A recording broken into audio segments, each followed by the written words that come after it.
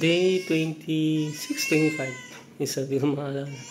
So ito, finally kahapon sinara na nila ulit to. Napalitan na yung wirings dito sa kitchen. At ito rin.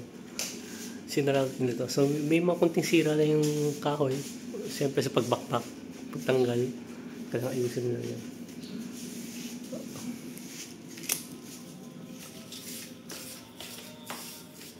Same thing here, no? Ilayas na rin nila to. Binuksan nila to, ay na, markings ng binuksan. Tapos pinalitan na yung wirings rin dito. So, yun. Maraming mga electricals na nagagawa. So basically, mga electricals, napalitan din mga ilaw sa mga ilang portions ng bahay. Ayan. Ito yung binuksan nila dito. Ito.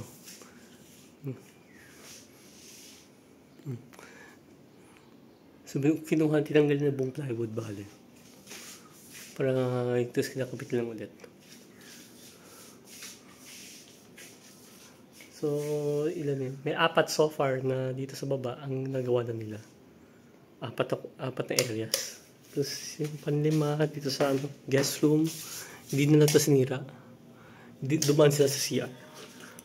Nakapasok sila sa CR. Para ayusin, para tumago sa kabila. Yung alas sa ibang part ng bahay, ayan, bakit kailangan nila magbutas? Kailangan magbutas para makapasok.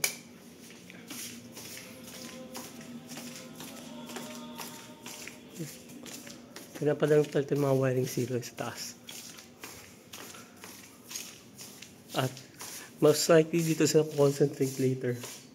Kasi itong kwartong ito. Tinitingnan nila ito eh. So malamang dito sila magkakat somewhere here.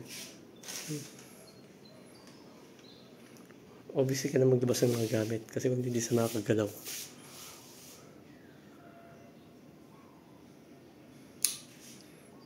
Yung mga convenience outlets na palitan na bale. Lahat ng convenience outlets na palitan na mga wirings except for a few ones like sa drivers.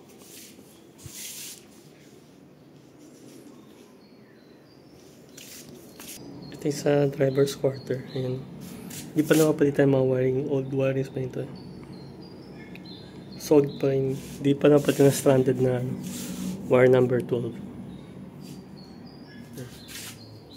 Lahat yung nandila rito. Ang outlet dito, eto. So, hindi pa rin yung napapalitan. Hindi na mahanap eh. Ayun na. Naisipad na pa paano.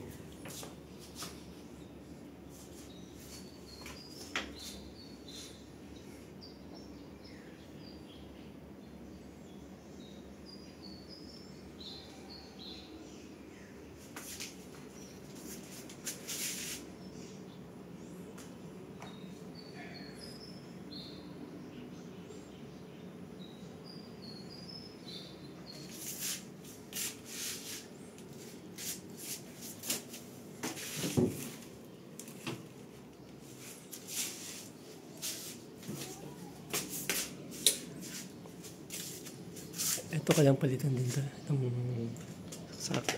wiring dito. Itong part na palitan na nila kahapon. Wiring. Bali para mapalitan to, binuksan nila to. Itong part. Diyan kasi nakatago yung wire. Mahirap na pag may kisame at nagpapalit ang wiring. Pipilitan buksan ng kisame.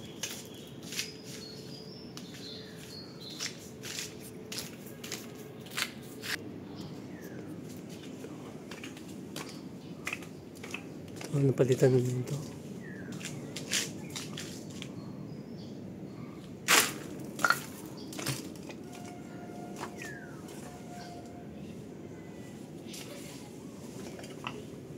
Ito napalitan din nila.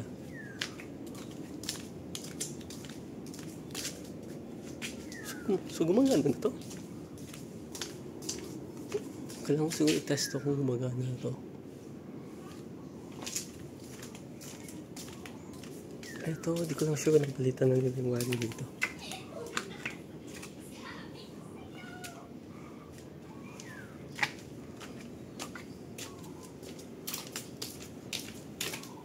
Ito kailangan i-close to.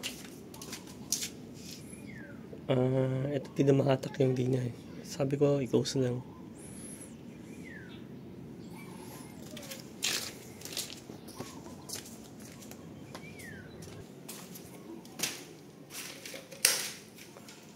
Ito naman yung unang kwartong ginawa nila. So, pinagawa ko na rin pati yung CR na rin.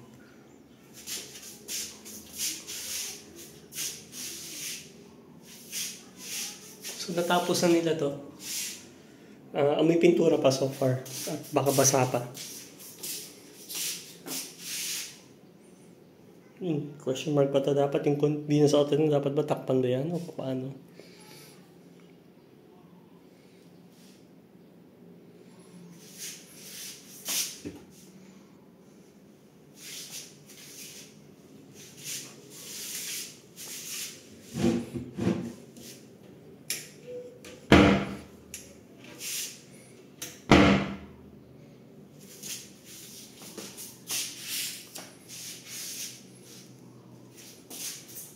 Buong pintuan na pinturahan nila.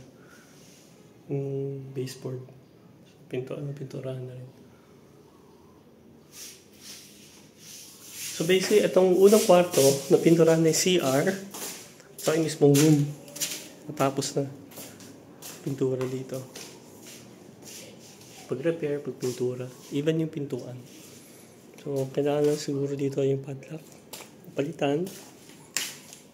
Saka, obviously, ito ang isa pang malaking gold na kailangan dito. Ito, kailangan palitan itong shower ng buo. Yung PPR. Ang tanong kung shower lang ba o lahat? Kung ano ito pinatamaan, di ko alam.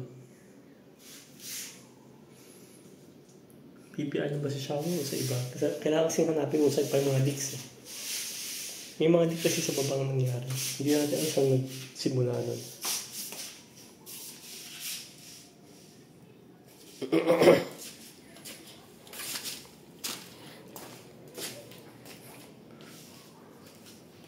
So, ito yung unang kwarto. So, marami ng okay na yung unang kwarto. Water line nila. Ito yung pang fourth na kwarto. Wala pa ginagawa rito. Even yung pintura, wala. Lahat wala.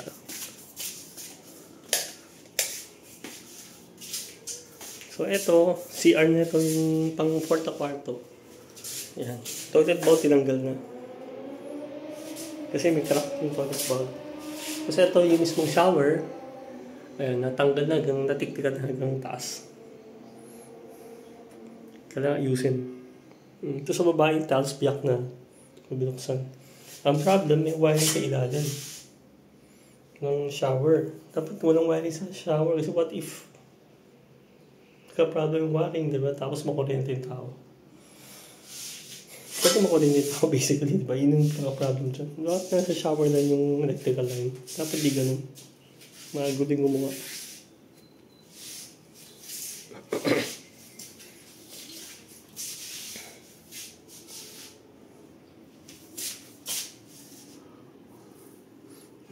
May sira rin pala yung dito.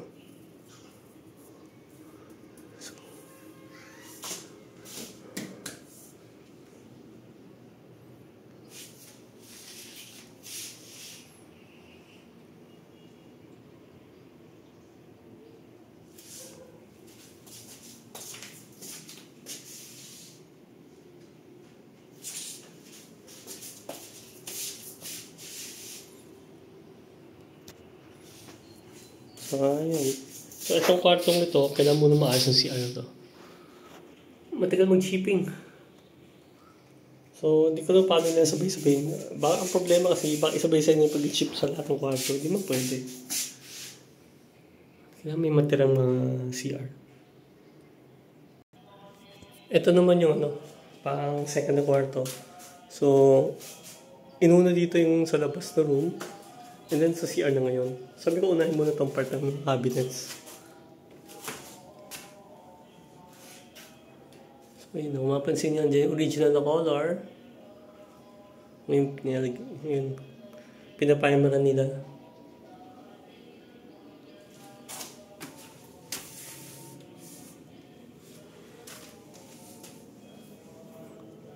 Na-primer nila para makulayan.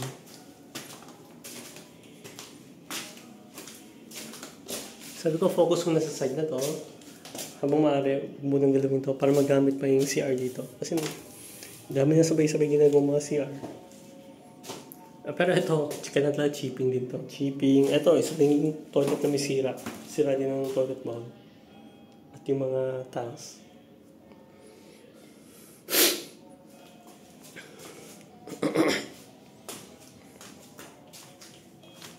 May dalawang drawers dito nakalock. So, kailangan nang sirain bali. Kailangan sirain yung locks. Ito yung third room. Ayan, yung third room. Kaya dati. Tapos na to. Yung pinaka main room. CR. Napinturahan na rin nila. Yung CR. So, ayos ko sa kanila yung mga... Yan.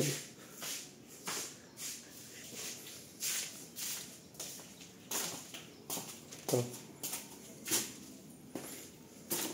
So, pinulahan nila ito mga gold, mga ganyan. Tapos, bumili kami ng clear para pakintabin. Para maging shiny. Ganun din to. Shower. Hopefully, pagdating magawa.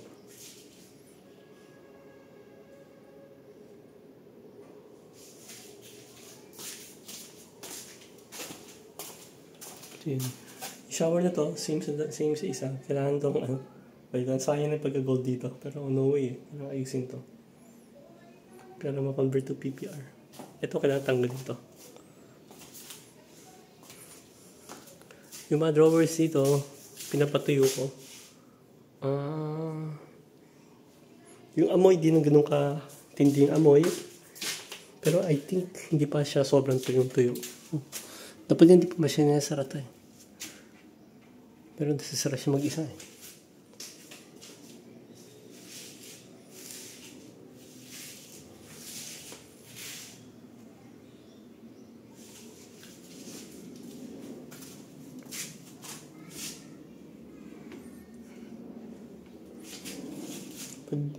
Once na pwede nang paglagyan ng gamit to, mababawasan siguro yung gamit dito sa labas. Sobrang dami. Sobrang dami.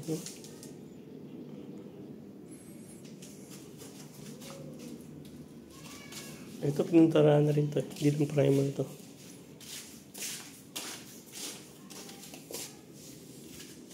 Medyo mukhang maganda. Mas maliwalas na tingnan. Ito, gaya nito, nakadikit to. Better may gap talaga. Better di kagad sinasarta yung ganyan. Para mabigyan ng time na matuyo. Ito yung itaas. Sabi ko dati, gagyan ng ilaw yung mga corners. Di pa nila nagagawa.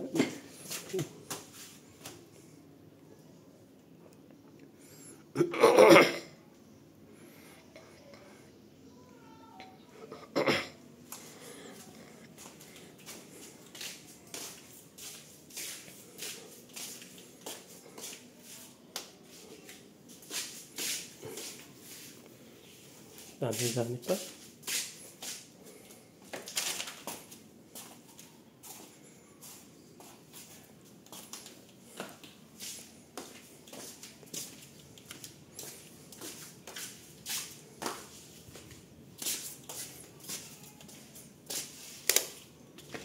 Ang pending dito, itong isa. Isa lang pending sa kwartong ito, bali. Dalawa pala, sorry. Itong higaan, kailangan repaint tong higaan. Ayusin to, yung tela, i-cover ng kahoy, plywood. At ikalawa, yung sa shower. Ayusin yung shower. Yung shower, so PPR. Hindi ko anong tatamaan. Faucet, ito. Bathtub. Hindi ko tatamaan itong bathtub. Most likely tatamaan itong bathtub.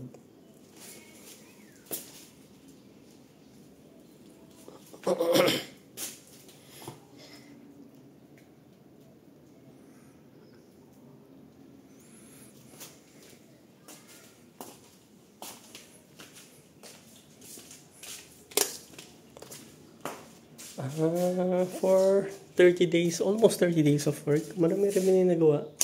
Halos sa taas mga electrical sa tatapos na. Sa baba, meron pa. Pero siguro mga one half na siguro sa baba. Tapos yung water pump.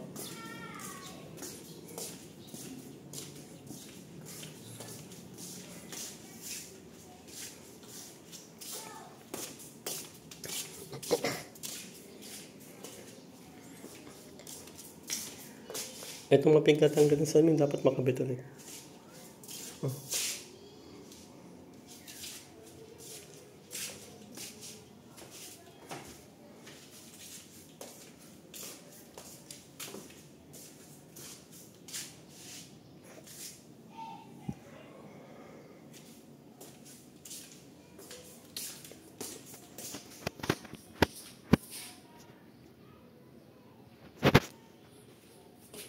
Ang hindi pa nagagawa ito mismo yung yan.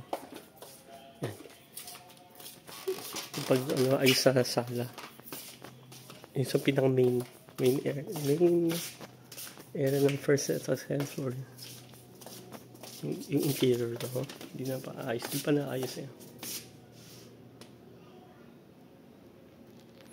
Ito ibang yung kisame yung pantay. Ito. Magaling yung kisame nito. May problem silang itukod. Oh. Ito yung fourth na kwarto ng itukod.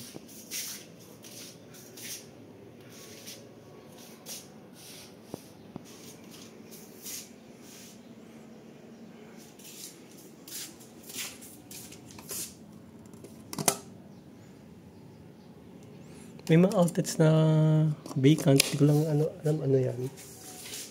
Kung pwede pang pasukan ng wire, papalagyan ko ng saksakan. Pero pag hindi, papasarap ko rin.